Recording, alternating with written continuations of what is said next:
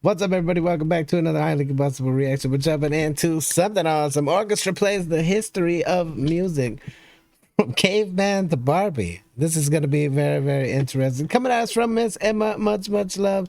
Get over Show Rainer Hersch fan channel, all the love of the world. If you enjoy it, we're already subbed up. We already smashed the like button. The link's right there inside the description.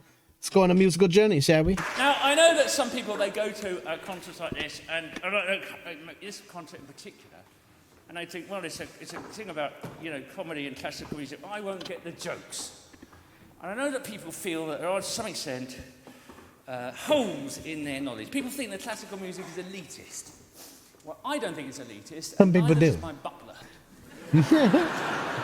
People feel they've got holes in their knowledge. So tonight, just at this precise moment, we are about to fill those holes with our very special guest, Zeb Soames. Welcome him back on stage.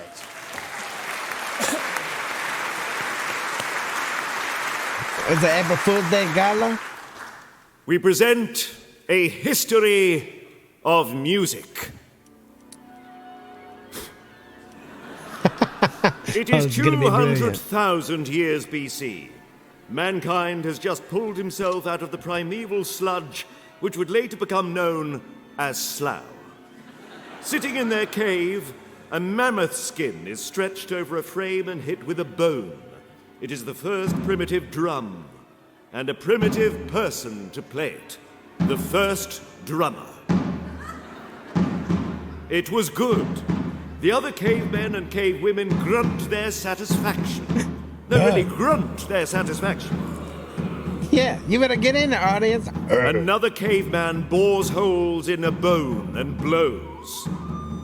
The first recorder. It was bad.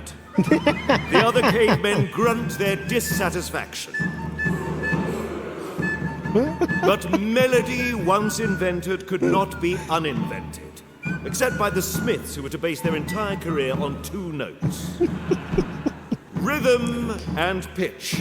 The history of music had begun. Then came Bach.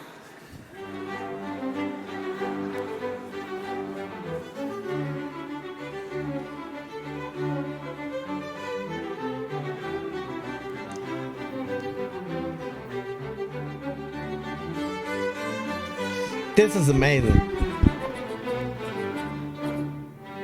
It's like you're a part of the story. A few there, but they were all rubbish. I would really watch this man narrate a whole movie. We need to have a movie. Bach, Johann Sebastian, son of Ambrosius Bach, great-grandfather of Bert Bacharach. No, that's a brilliant joke, I assure you. Wrote 1,100 pieces, had 2 wives, 20 children, died at the age of 65, knackered. I'm sure he Johann was. Sebastian famously said that in order to play a keyboard, you just have to run your fingers over the keys and it plays itself.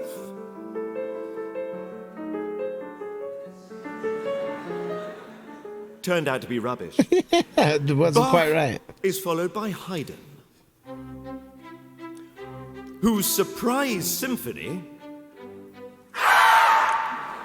still has the power to shock. Yeah, but 1756, and above an old stable in the heart of bustling Salzburg, very close to the Sound of Music tour, a child is born. A child who will transform the history of music.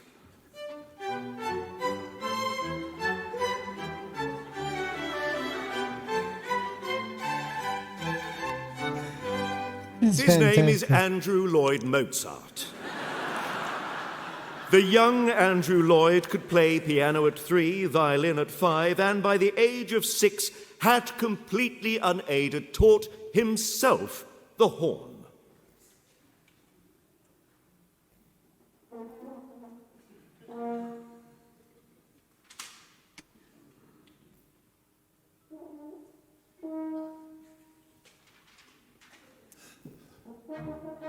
No, that's not how it works.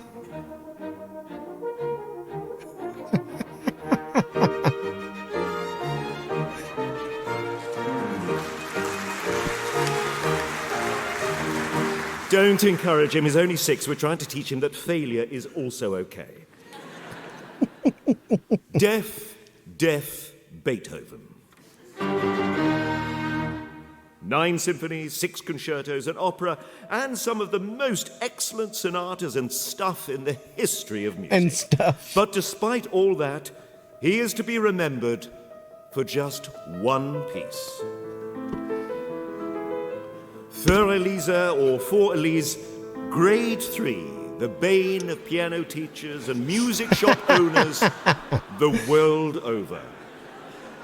But it is a mere trifle, is it a bagatelle? No, as his last breath left his body, the unmarried, rejected Beethoven was heard to say, "It was all for you, Elisa, you cow!" 1822, Vienna, and Franz Schubert is writing what will become known as the Unfinished Symphony. After 200 years of speculation, this orchestra can finally reveal why it remained unfinished.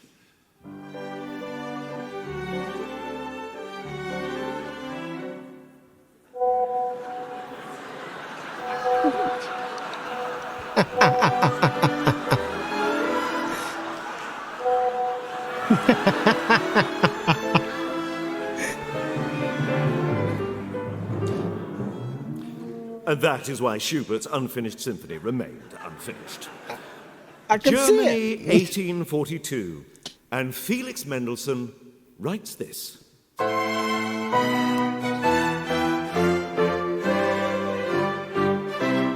Wedding March. Now, take that rhythm, put it in the minor, and what do you get?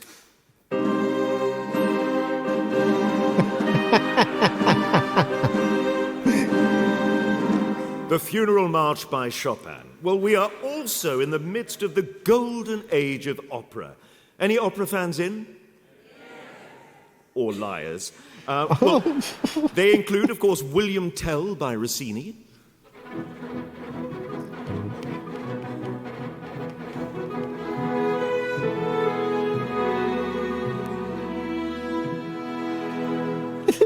Aida by Verdi.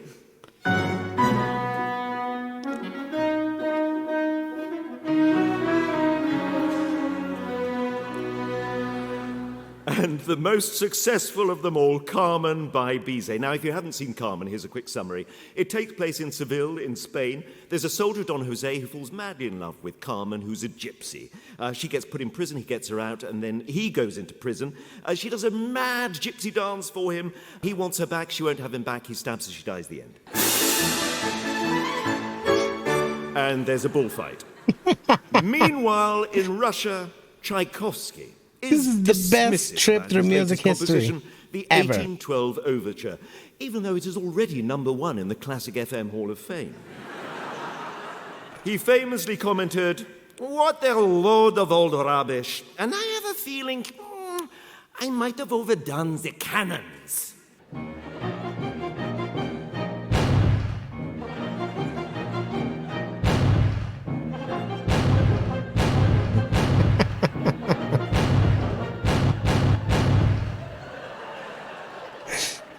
Oh my God.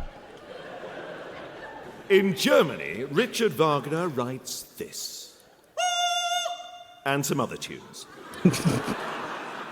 Then came the 20th century, and this. Atonality. Now, the people chiefly to blame for atonality are Arnold Schoenberg, Anton Webern, and Yoko Ono.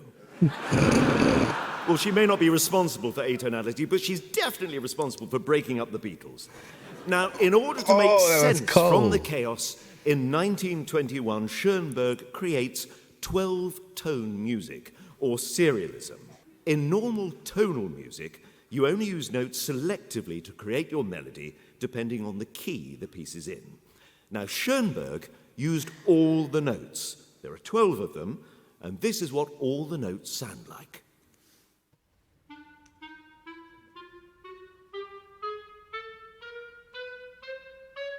Jumble them up any way you like to create your atonal melody.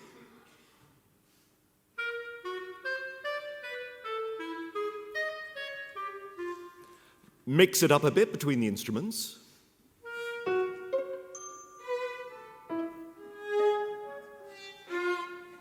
A bit faster.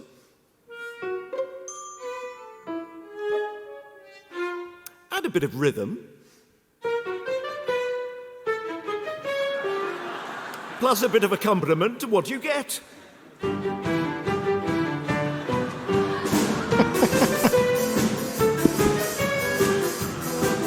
Yes, it's Barbie Girl. Wow.